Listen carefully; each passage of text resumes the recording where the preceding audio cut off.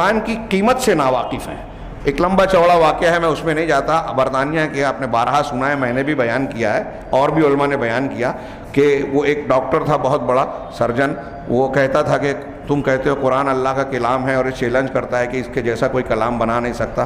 تو بہت سے مسلمانوں سے اس نے سوال کیا کہ میں تو بنا سکتا ہوں مجھے لگتا ہے. پھر تھوڑی بحث کرتا تھا، اس کو کوئی مطمئن نہیں کر پا رہا تھا. ایک مرتبہ شاہ فیصل وہاں کے دورے پر گئے اور گورنمنٹ کی طرف سے ان کو ان کی میڈیکل جانچ کے لیے مقرر کیا گیا اور پھر موقع بھی مل گیا.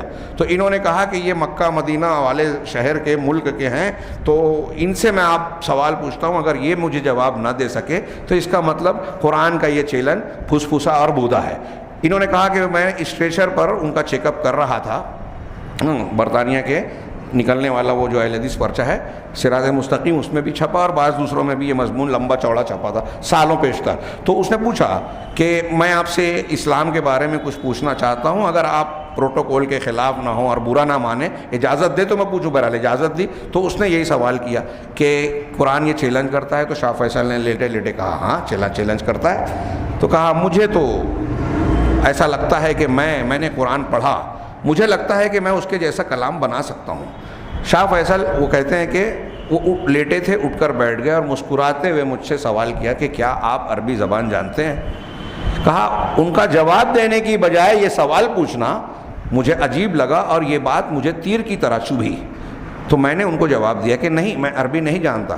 تو شاہ فیصل نے ہنس کر کہا کہ پھر آپ کیسے یہ جواب دے سکتے ہیں؟ قرآن جو اللہ کا کلام ہے وہ عربی میں ہے اور آپ عربی جانتے ہی نہیں ہیں، اور آپ کہہ رہے ہیں کہ میں نے قرآن پڑھا، تو اس کا مطلب آپ نے ترجمہ پڑھا. تو ترجمہ تو انسانوں کا ہے نا، جو ترجمہ آپ نے پڑھا ہے وہ ترجمہ انسان نے کیا ہے.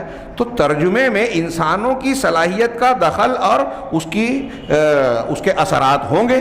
اللہ کے کلام کی تمام خوبیاں تو ترجمے میں نہیں آئیں گی نا. تو اس نے کہا ہاں بات تو ٹھیک ہے.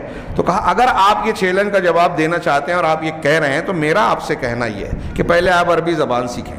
کہا ٹھیک ہے، میں یہ ضرور کروں گا. آکسفورڈ یونیورسٹی کے عربی شعبے کے جو ہیڈ آف دی ڈپارٹمنٹ تھا اس سے انہوں نے بات کی. برطانیہ کے بڑے ڈاکٹر تھے، وہ تیار ہو گئے.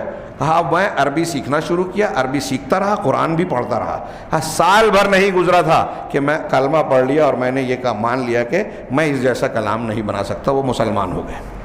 لماذا اسلمنا میں بھی یہ واقعہ شاید ملے گا. تو میں یہ کہہ رہا تھا کہ انہیں اس میں وَكَذَلِكَ أَنزَلْنَاهُ حُكْمًا عَرَبِيًّا، اللہ نے کہا کہ اسی طریقے سے ہم نے اس قرآن کو عربی حکم کے طور پر، فیصلے کے طور پر نازل کیا ہے.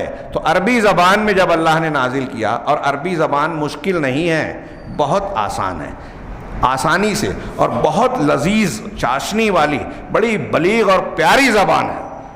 اس زبان کی کچھ ایسی خوبیاں ہیں جو دنیا کی کسی دوسری زبان میں نہیں ہے. یہ صرف اس لیے نہیں کہ ہم مسلمان ہیں اس لیے کہہ رہے ہیں، اہل زبان، زبانوں کے مختلف زبانوں کے جانکاروں نے یہ بات قبول کی ہے کہ بعض خوبیاں عربی زبان میں جو ہیں وہ دوسری زبانوں میں نہیں ہیں. آگے یہ آیت، آپ آیت نمبر 37 کو دیکھیے.